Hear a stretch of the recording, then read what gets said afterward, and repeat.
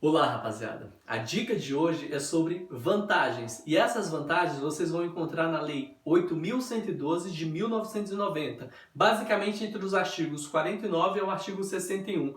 Mas antes de adentrarmos no assunto de vantagens, eu gostaria de esclarecer para vocês o que vem a ser vencimento e o que vem a ser remuneração. Vencimento nada mais é do que a retribuição pecuniária fixada em lei. Já a remuneração é o valor do vencimento mais as vantagens pecuniárias permanentes. Mas, Diógenes, vencimento e remuneração não são as mesmas coisas? Não, elas não são. E a Lei 8.112 ela é clara em dizer o que vem a ser vencimento e o que vem a ser remuneração.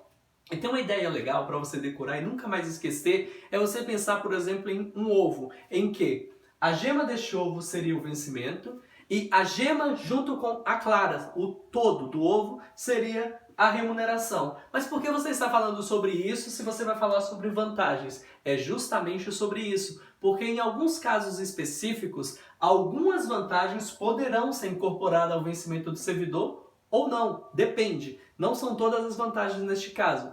E as vantagens, elas se dividem em gratificações, adicionais e indenizações. Lembrando que hoje, especificamente, eu vou falar com vocês sobre indenizações. Por quê? Porque hoje eu tenho visto que as bancas mais vêm cobrando dos candidatos, usando de muitas pegadinhas na hora de elaborar os seus questionamentos. Então preste atenção e fique ligado, porque se no seu edital estiver que vai cair a Lei 8.112, este é um tema que é muito cobrado nas provas de concurso público. E como eu falei, as vantagens elas se dividem em gratificações, adicionais e indenizações. As gratificações e os adicionais poderão, isso não significa dizer que será incorporado, poderão ser incorporados ao vencimento do servidor em casos e condições indicados em lei. Já as indenizações, elas não se incorporam ao vencimento do servidor. E isso é uma das primeiras coisas que precisa vir na sua cabeça. Se você ouvir ou se você ler na hora de responder a prova,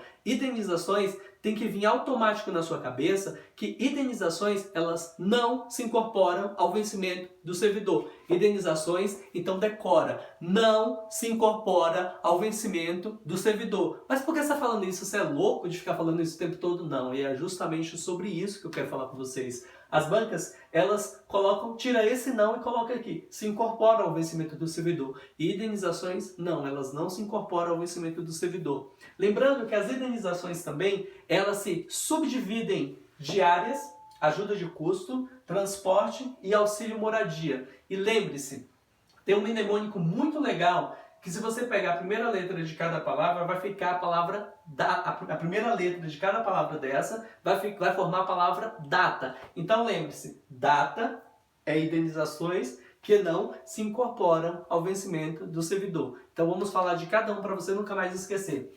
As diárias é para afastamento em caráter eventual ou transitório e pode ser dentro do território nacional ou pode ser até mesmo para o exterior. Não tem problema nenhum. Lembrando-se que essas duas palavrinhas são mágicas quando você estiver falando sobre diárias. Eventual em caráter eventual ou transitório. Por quê? Porque a banca pega e coloca um permanente que não tem nada a ver com diárias, que tem a ver com ajuda de custo. Então as diárias é em caráter eventual ou transitório e pode ser para o território nacional ou para o exterior. E como que funcionam essas diárias? É por dia de afastamento. Se o servidor ele se afastar e não pernoitar na outra cidade, ele só vai ganhar metade dessa diária. E lembrando que se por algum motivo específico ele não se afastar do lugar, do serviço público ali daquela cidade e ir para outra, ele é obrigado a restituir este valor e seria o valor integral. Em 5 dias, ele tem obrigação de restituir esse valor em 5 dias se ele recebeu diárias.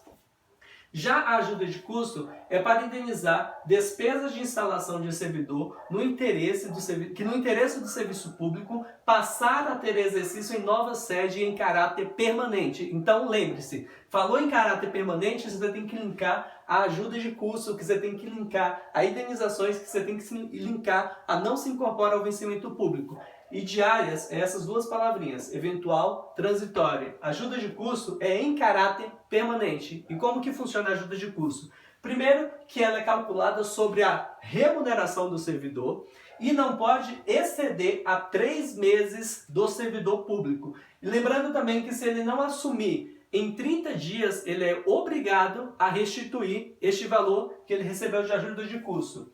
Já o transporte é para indenizar o servidor que realizar despesas com meio próprio de locomoção, ou seja, se ele usou o carro dele para fazer algum tipo de trabalho para a administração pública, ele tem que ser indenizado por isso. O auxílio moradia consiste no ressarcimento das despesas comprovadas com aluguel ou hospedagem. Então, guarde isso. Falou em aluguel ou hospedagem, você linka com auxílio moradia. Mas dá uma lida depois desse auxílio moradia, que tem muitos detalhes nele, que é muito importante você ler a letra da lei seca para você entender. Então, meus caros, essa é a dica de hoje. Se vocês gostaram, marque um amigo aí embaixo e não deixe de